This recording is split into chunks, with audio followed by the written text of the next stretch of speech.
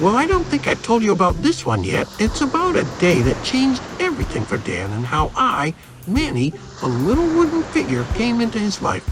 Let's dive into this tale. Hey you, thanks for stopping in. You know, life's full of surprises. Sometimes it's a wild ride. Other times it's a quiet moment by the ocean.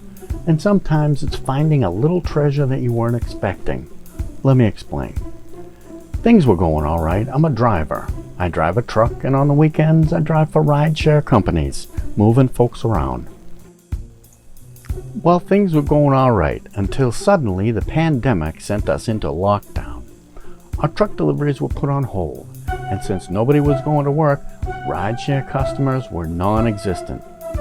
Well, I'll tell you what, my thoughts move so fast I really need that constant motion of driving as a helpful distraction, so I was really going stir crazy.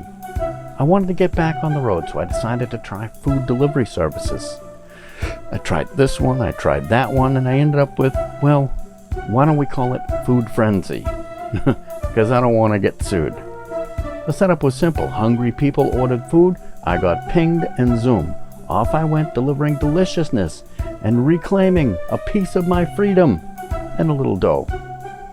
So during the time that I was making Food Frenzy deliveries, I came to enjoy the location I was delivering around Plymouth, Mass. It's in northern USA, New England, Plymouth. Not just another delivery stop, but my little slice of paradise. Whenever break time came along, I can be found wandering over the ocean waves. Every wave crashing on the sand felt like a deep, relaxing breath, calming my jangled nerves. Finally, months after lockdown had begun, I got an email from work. Even though there wouldn't be enough driving positions for all of us, they wanted all of us drivers to come back in. When we came in, our manager said, "Business is slower now. If anyone doesn't want to be here, now's a good time to say so." And one driver left. She said, "We'll have new uniforms for those who stay. Here's your route and your keys. Please be safe out there." I moved carefully off the loading dock, and for each stop, knowing that this important delivery day was just starting. I did great most of my route. These delicate blue wind chimes I tripped. The box hit the ground and opened, and those blue tubes got scratched. Funny thing was, the customer had ordered green and refused the delivery without even seeing the tubes. Finally, back at the shop, the manager said, "Dan, here's your uniforms." I was ecstatic. Yes, I was excited to stay. I was so excited I jumped into my car and drove straight to the beach as I had been recently. I brought my chair and my sand bucket out of the trunk and down to the surf. As I waded into the crashing surf, I saw down into the murky sand, and there was a brick tied with yellow rope being tossed around. It took me quite a bit of diving to find that wandering brick, but finally there it was, and it had a small wooden figure tied to it, a posable artist's wooden mannequin.